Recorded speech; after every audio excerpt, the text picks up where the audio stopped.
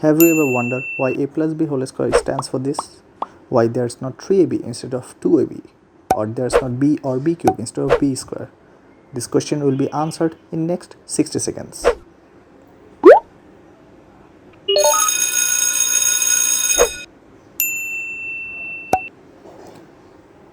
Here's our fellow clockmate which will be measuring next 60 seconds for us. So let's dive into the concept. All the algebraic formula have come from geometry, and in geometry three shapes are very common.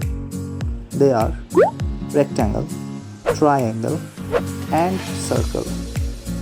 In this formula we will be using rectangle. A plus b whole square. Notable thing is square. So let's think of an square. Let the length size of the square is a plus b, where a is comparatively small than b. Now do this for all the sides of the square. Connect the points and we will get two squares and two rectangles.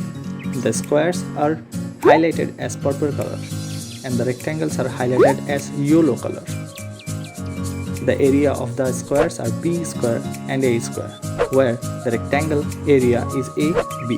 Add all those areas in order to get the full area size of our main square. And there you have it. The first part of the experiment is completed. Let's jump to the second part. We know the formula for area of a square.